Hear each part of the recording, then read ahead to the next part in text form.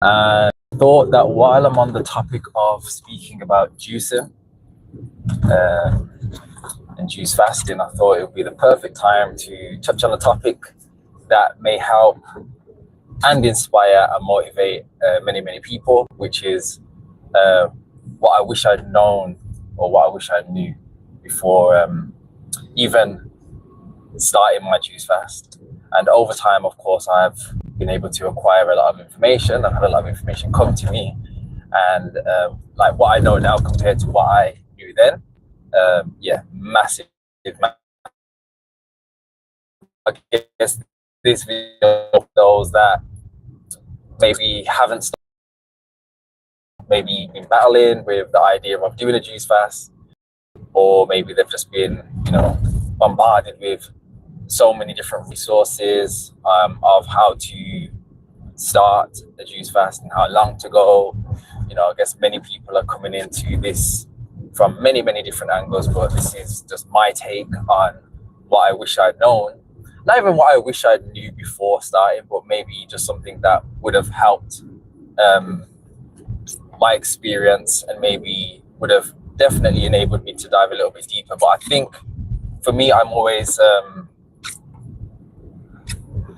I'm good with the thought of just experiencing things for whatever they are, for that time period, for what it was. And I never wish this had happened or that had happened or whatever.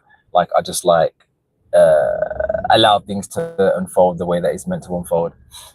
So that being said, these are the things that I believe may help you a lot on your journey of juice fasting.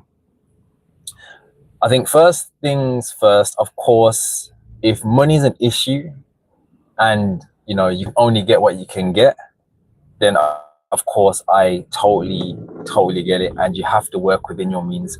Just because the next person's got the best gadgets doesn't mean that you can't still do a juice fast or do a particular thing. You just work with what you have at the time of when you have it. So the first things first, the first thing that I would definitely recommend anybody get if you want to start a juice fast but you don't have a juicer. And now obviously time has gone by and there's so many different brands out there, there's so many competing brands, which makes it a lot easier and a lot better, because now you're going to get a higher quality of a juicer for half of the price.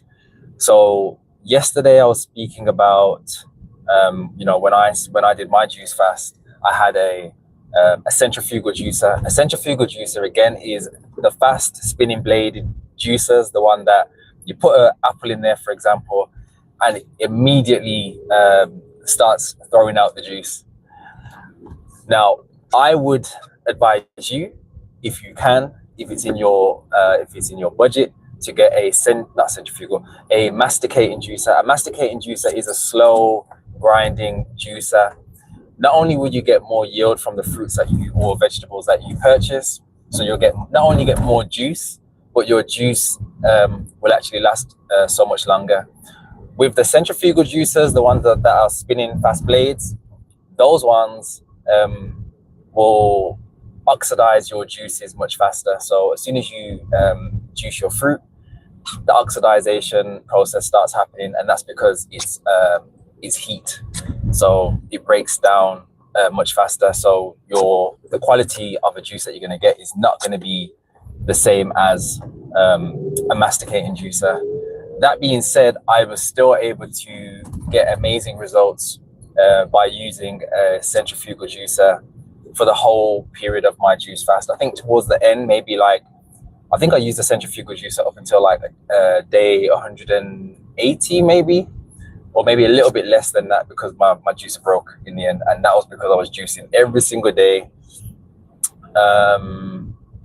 Different hardnesses of fruits and vegetables.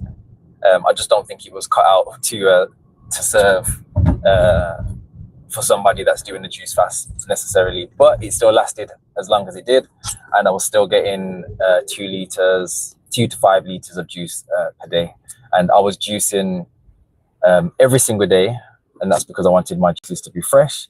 And I already knew quite early on that with the centrifugal juicers, you should not only juice your produce just before you have them, but it's important that you do them on the day of when you have them as well, so it just remains a lot fresher.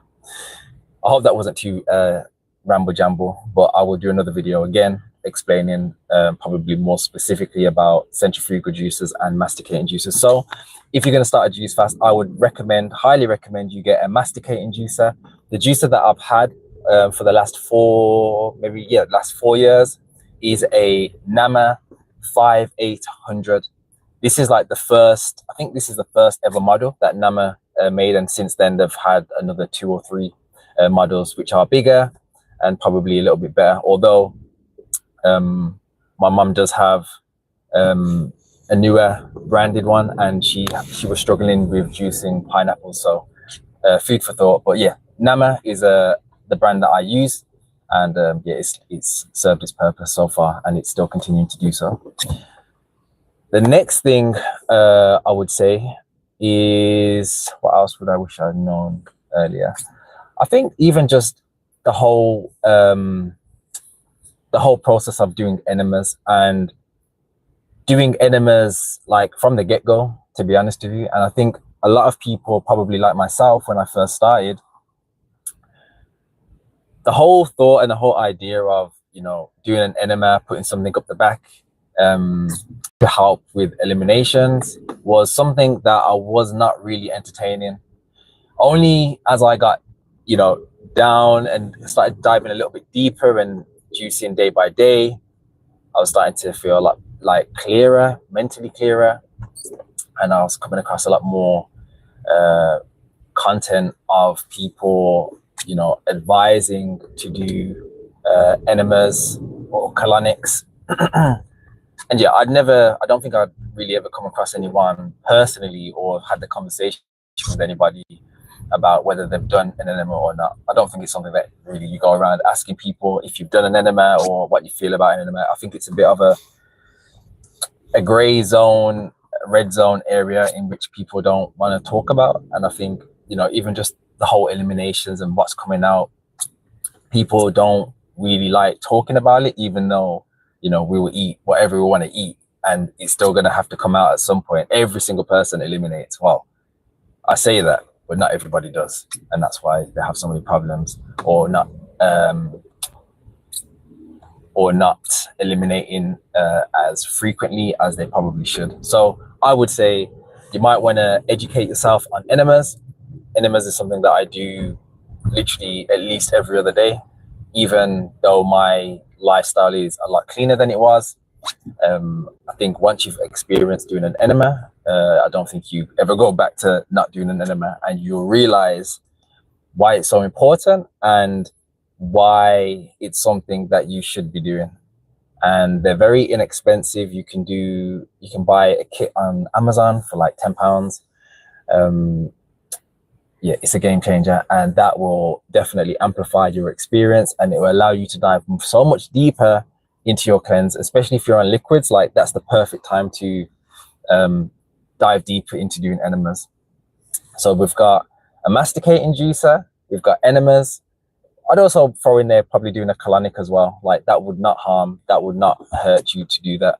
I would definitely say do enemas first, so you get used to that whole process of the feeling of the water going up through, you know, your bowels and stuff, and then the colonic won't feel so intense.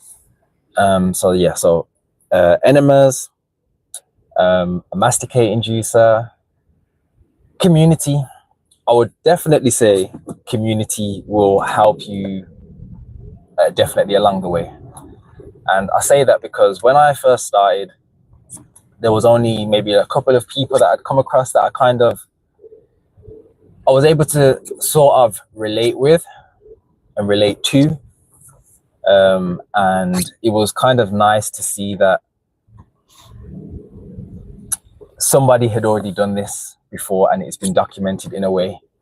Now, the one thing that I kind of wish that I'd kind of not even wish, but one thing that I think would have helped my experience along the way would have been following a channel maybe that had documented, you know, when they got to day 10 or day 20. And because then I think it would have been a bit more relatable to me, like, especially however I'm feeling. Some things might have come up that I wasn't really too sure about, or how to navigate, or is it normal to have headaches around this period of time, or is it normal to still be having bowel movements? Because I guess that even that within itself, you probably start feeling like, oh, what's going on with me? Is my whole body just breaking down, or like, is it breaking down, or am I killing myself, or all these sorts of things, all these questions that are probably going to pop into your head at some point of time. So I think that would have been extremely helpful. And as well, I think even just knowing about a community that are all kind of diving into the same sort of thing. And, you know, there's probably like many Facebook groups now that, you know, are related to not only just fasting, but like juice fasting more specifically. So community, so maybe finding a community that are already juicing, so you can get some extra information. You can ask questions in there if you like. I do personally have a fasting group. It's more of a dry fasting group. But yeah, the community is very, very supportive, and it's good for those people that are new, also for those that are, you know, regular fasters as well, because it kind of it enables and allows you to dive much deeper into your practice. And, you know, when you've got a shared intention with people, it makes the whole process, I would say, easier. I would definitely say easier, because if something comes up, or you're feeling a particular way, at least you know that you're supported as well. So community,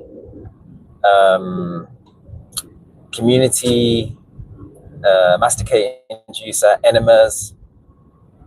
Yeah, these are 3 things, and I think I'm going to leave it here only because I don't want to over bombard one video. And I feel like if I'm going to write down some extra things when I'm not driving, so then at least I know what I need to be talking about more specifically. But if this video title is something of interest to you, and you may have questions about the topics, or you want to know something more specifically about before starting a juice fast, then if you drop a comment underneath, then for the next video that I do, which is going to be more diving deeper into this topic, then I can use that for reference as well. So I'm gonna leave it here, short and sweet. So if there's going to be 3 things that just come to the top of my mind, it will be a masticating juicer, enemas / colonics, and community.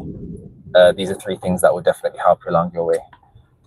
That being said, I do have the dry fasting challenge that is approaching very fast, and you need to make sure that you message me your interest by Sunday 5 p.m. So you've only got a few more days left, and in time to start the dry fast on Monday. If you go to the website, you'll have all the information there, which is nystro.co.uk. And yeah, it's pretty self-explanatory on there. So if you feel called, then yeah, drop me a message. But until next time, I hope you have a wonderful day, and I'll catch you in the next video.